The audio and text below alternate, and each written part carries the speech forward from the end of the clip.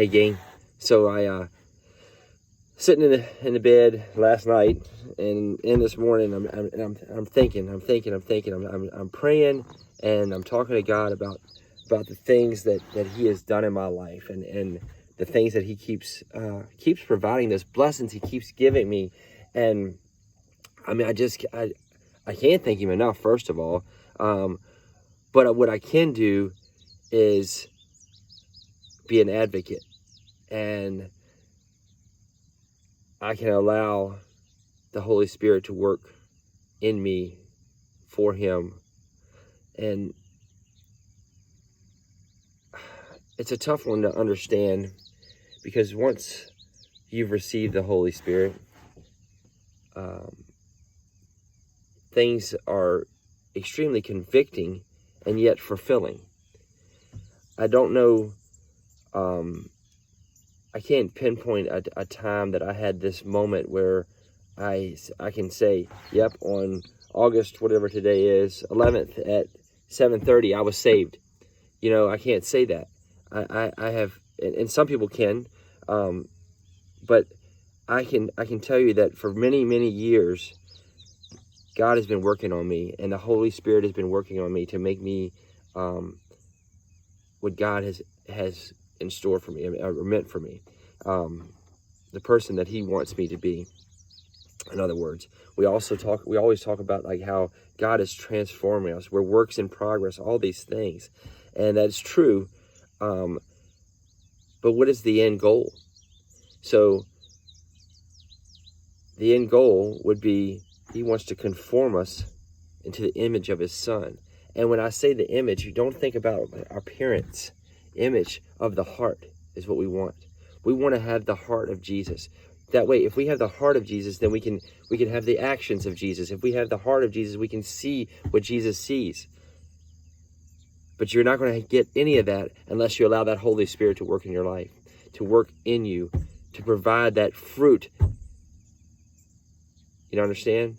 In Galatians 5:22, the fruit of the Spirit is love, joy, peace, goodness, faithfulness, meekness, not weakness, meekness. That means gentleness. And then temperance, or self-control, something we all struggle with. All right? But that can all be provided to you through the Holy Spirit. In John 15:26 and 27, He says, I will send you the Comforter. I will send you the Comforter. He is sending you that helper, that advocate, that Holy Spirit, that counselor, that word of truth, that is truth. He's going to send all that to you through His Father. So what we have to understand, what are we going to do with it?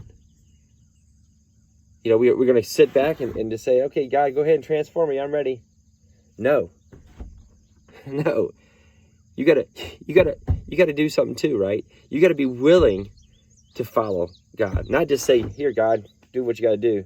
You got to be willing to follow, and be willing to not just transform, but conform to the image of His Son, to conform that heart to one that is full of love and joy and peace and patience and kindness and goodness and faithfulness, meekness and temperance. And if you're not willing to do that, then you're not willing to accept the Holy Spirit. And if you're not willing to accept the Holy Spirit, you're definitely not going to be able to testify what God is doing in your life.